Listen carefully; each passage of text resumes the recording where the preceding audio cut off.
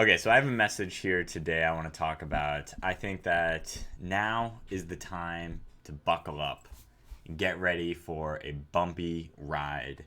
Right now, it's October 30th, it's Friday. This might be the last weekend of normalcy in a while. And I don't even know if we can really call this weekend normal because we all know what is happening, what is about to happen. If you pay attention to anything that's going on in the world right now, we have a lot of interesting events culminating in the next few days, and tempers are flaring. I consider that the world right now as being in a state of war of some kind, and I think that the war that we are in today is a modern war, and it might be like a civil war. It is a technological war, a psychological, and a biological war. It's very interesting how the coronavirus has played out. It very quickly went from science, medical science, to politics.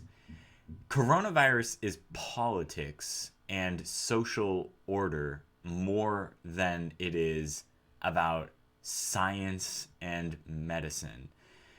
And I don't. This video is not about coronavirus. I don't even want to talk about that really, but it's part of the way that the world is right now. Let's talk about what we can do in the world right now as young people, as technologists.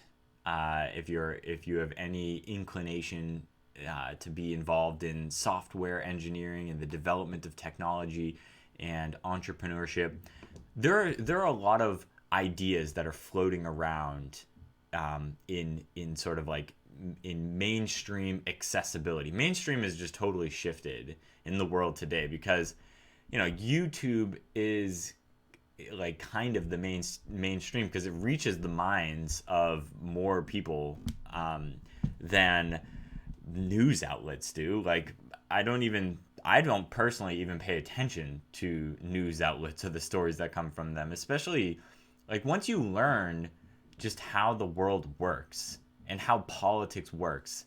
I mean, you have to understand that like these news outlets, these companies are owned by larger businesses, and they almost always have political interest. And that doesn't mean we can't get any information from them, but we need to understand the bias that the news outlet has, because every news outlet has a bias. They're either leaning right or left, and that's just the way it is.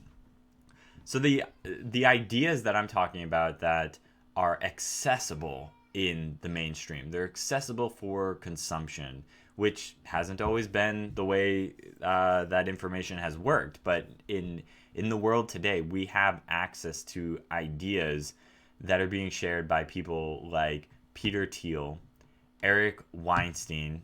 I always get that name wrong. Weinstein, Eric Weinstein, Lex Friedman, Joe Rogan, even maybe not the most intellectual character, but a bearer of information nonetheless, especially because of the guests that he brings on. We have access to a plethora of information and ideas. And some of the ideas that really resonate and stick out to me have to do with the first principles of the economy, capitalism, and just human nature in general. So I like some of the ideas that I've been hearing. I've been listening to some talks between. Here, I'm gonna look up his name while I'm talking, but it's Peter Thiel and David Graeber. This is really interesting. David Graeber tends to have more of a left slanting in his ideology and thinking, at least from first blush. I haven't heard him talk that much, but he references like the work of Marx and talking about like communism, and it's very interesting though because he's not he makes a good case for capitalism from a perspective of some ideas that are more rooted in socialism. So like universal basic income. He kind of talks about that either directly or indirectly, just saying that if people will have their basic needs taken care of, then they will be creative and they can form their own groups by decision and their own hierarchies by decision, as opposed to it being imposed on them by some broader system. That would be my explanation of David Graeber's perspective on capitalism. So I heard a talk between him and Peter Thiel where they talk about some of the problems in technological advancement that we are seeing, or the lack thereof, because we aren't advancing as fast as we had hoped we would. And I think that they both agree kind of on like a central premise that the reason why we aren't advancing as fast as we should is because of bureaucracy and these slow systems that we have created for ourselves. And now we have to live by these slow systems.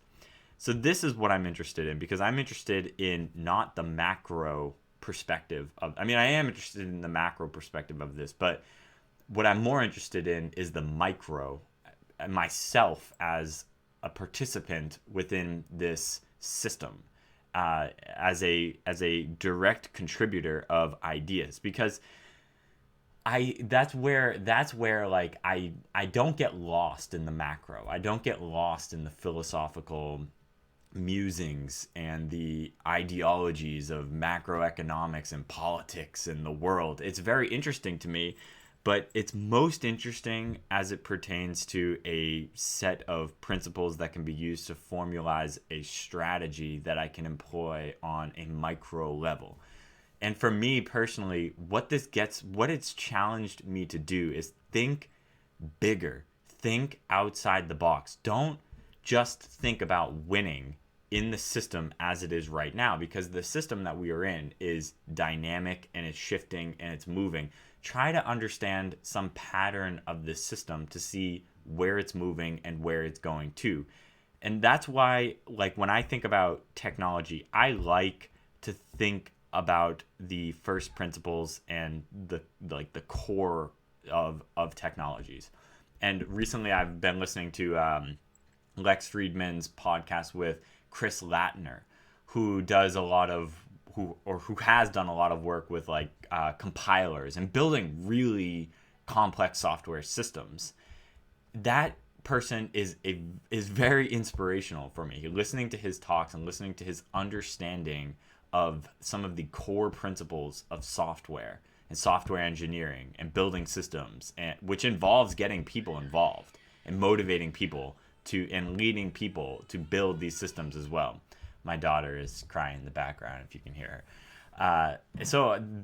That person is inspiring. Elon Musk is inspiring. It might be sort of like cliche in the cultural sphere to think of Elon Musk as inspiring because he's kind of the entrepreneur that stands out. But he's an entrepreneur that stands out for a reason. And I think that the problems that he's working on, just thinking about his central problem that he's working on, getting us off this planet, getting us to Mars. You can bash that idea all you want. I don't want to be a part of that party that is bashing that idea.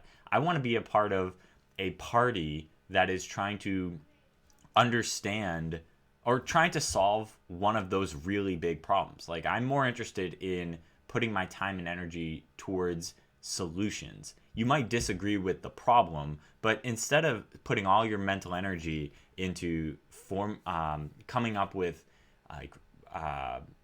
reasons why it's not a good idea, you should spend more time trying to think of your own good ideas and implementing your own good ideas.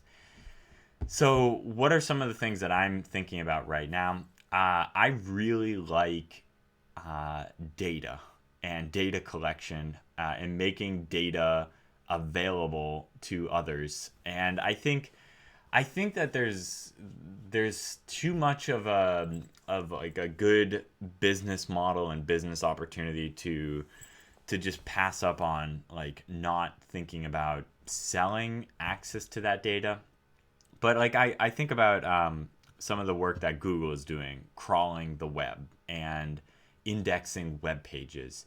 And I think like nobody wants to get into that space because they think like, well, who's going to create a competitor to Google? Who's going to create a better search engine that everybody's going to use? But what if you don't need to make a direct competitor to Google?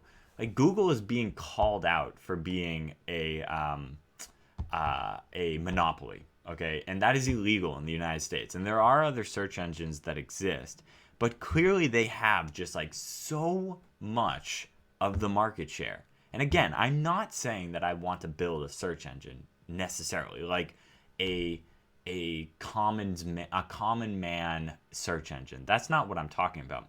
What I am interested in though is the data that Google has access to, because if you have that data, if you have access to data of the World Wide Web, and you have the ability to do things like build indexes on that data, you have the ability to structure some of that data, like the company Diffbot is doing.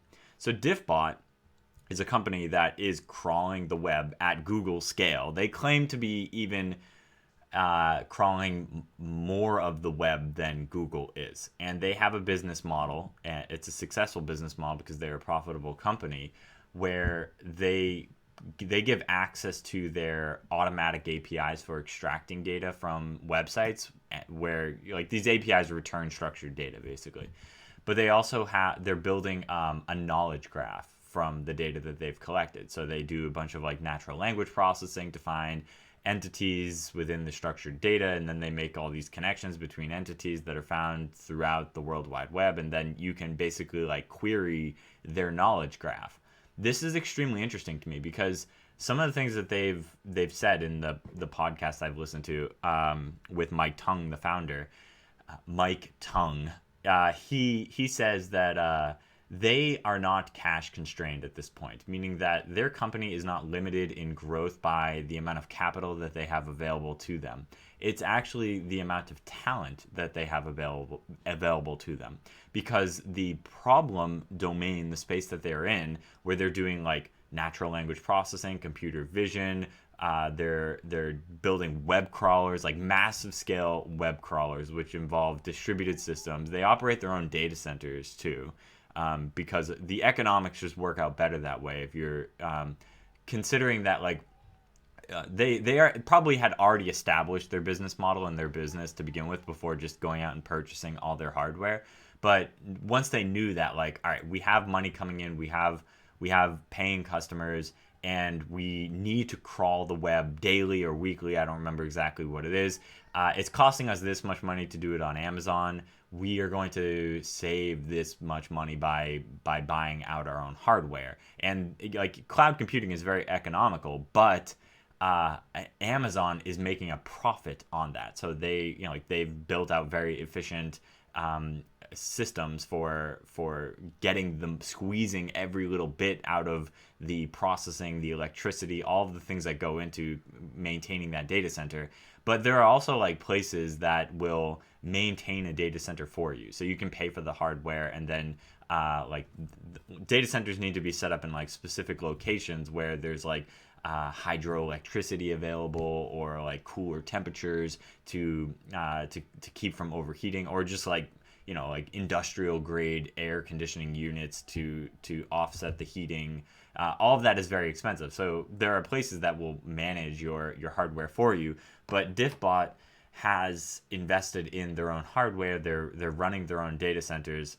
That's very difficult stuff to do, and like to hire the best of the best to do like things related to distributed systems and managing data centers, and then doing computer vision, natural language processing, building knowledge graphs. That's very difficult. All of that stuff is very difficult. So their main constraint is in the talent pool. They aren't able to hire fast enough for the types of roles and positions that they need. And this means that there is a market there in this space. And if you just think about like, well, what is this space? This space is data. This space is making data accessible. Why would people want data from the World Wide Web? There are a number of reasons. There are a number of practical business reasons for wanting data at your fingertips, like ready to go. The business model of it's very expensive. Like Diffbot is very expensive. Like if you want to scale out the data that you want access to, their pricing doesn't really scale well. It's very expensive. So they like, even if you consider the higher tier grades, it's expensive. And there are clearly companies that are willing to pay for this because some of the companies that they work with are on the higher end. But there's definitely a business model here in this space. There are opportunities in this space. For one of my school projects recently, I built a minimal version of the Diffbot web scraper, the technology. So I built this system that uh, captures screenshots of a web page, and then I trained a computer vision model to detect the data on the page, and then I crop out the data that has been detected. I pass it through an optical character recognition software, Tesseract, and then it returns structured data. And like the model doesn't work that great because there are a number of steps in this pipeline.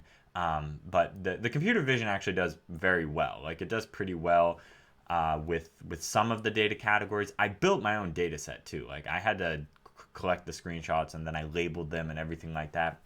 But I love this project. I love this project for a number of reasons.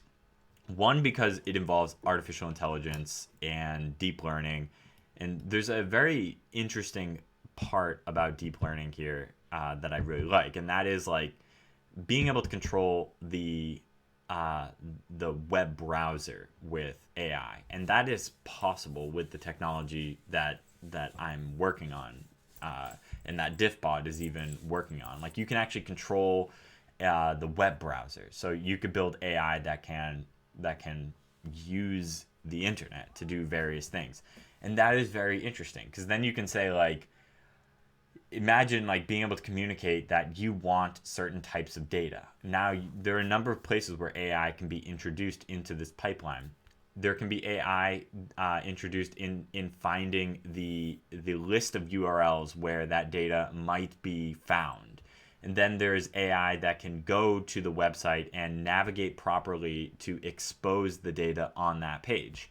And then there's AI that can take a rendered web page, a screenshot of a rendered web page, and do something with that rendered web page, whether that's take an action to expose more data, because a lot of these websites work dynamically where you have to like click a button and it doesn't really change the URL, but it does change the data that is exposed on the page. So it could be something like that where some action is needed to be taken in order to expose data, which Diffbot doesn't do well at. Diffbot doesn't do well at that. If you pass in a product page for Amazon on the Diffbot product API, they're going to return you the structured data for that product, but they're going to be missing some things. Like they missed the rating because the rating is only shown if you hover over the stars on the page, and then the rating is exposed. So AI could be introduced into that part of the pipeline to kind of like navigate on the page. And then AI, this is more in line with what Diffbot does. AI can be used to extract data from the page and then perform the OCR and also do any natural language processing on the outputted data. So my thing that I'm thinking about working on is kind of like a data platform for scraping data from the web, but doing it all with artificial intelligence and building out the artificial intelligence. Because I also feel like the way that the markets are moving right now with artificial intelligence and data, that there's so much value in that. And even if you're kind of like trying to hit at something in that space, there's a lot of there's a lot of room for pivoting. There's a lot of room for pivoting. Like for example, if you're building computer vision models for extracting data from pages, like sure, that's kind of like a solved problem in many ways. Like if you just think about traditional OCR, like just pulling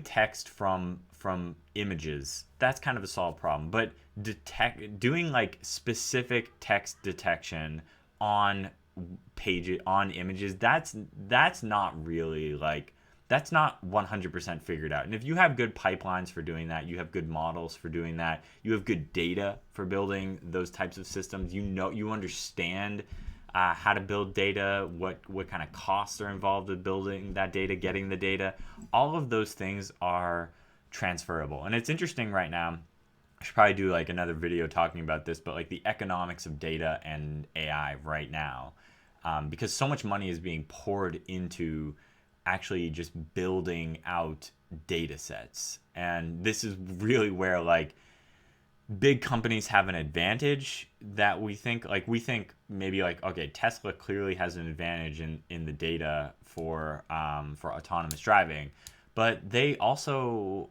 part of that advantage is like the investment in tools to collect, label the data, like clean the data, because there are actually people doing that. And that's part of the economy of AI right now, is that you need to build systems, and like, I mean, human level systems, software systems, the tooling for building massive scale data sets, understanding the data, cleaning the data. That is part of the economics of AI, especially right now.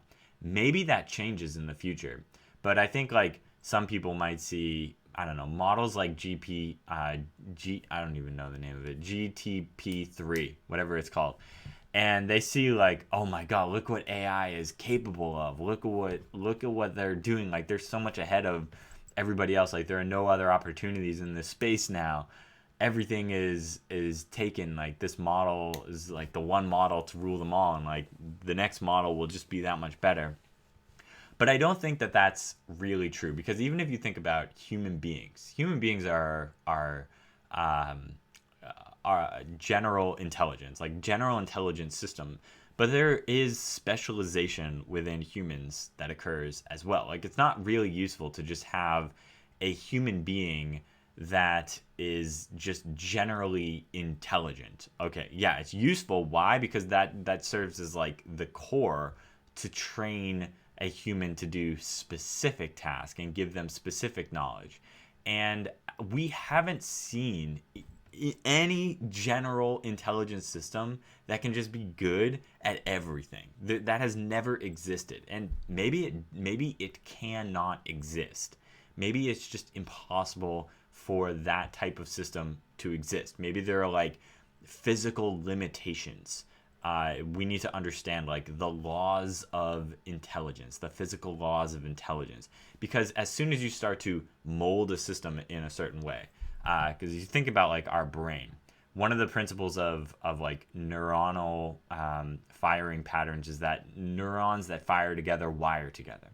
And the neurobiology of our brain is such that as you're learning certain skills, like there's actually a restructuring that is happening. There is like firing patterns and architectural patterns that start to take place within the neurons of your brain. And as soon as you start to do that in one way, you might limit the ability of that system to mold itself in another way. And in fact, when you learn new skills, often you need to unlearn other skills. And that doesn't mean you need to consciously go through and like unlearn certain skills, but this I think that there's been some research on this with learning new languages, because when you learn a language, your brain needs to like mold itself in this this specific like architectural pattern to support that language and that understanding of that language. And it means like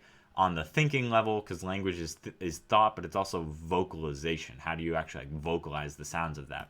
And then when you learn a new language, your brain needs to kind of like unwind certain parts of the areas that were used, that were dedicated to this other language, and use that material, that energy for learning this new language. And this can also be very, very easily seen in like patients who lose their vision or something.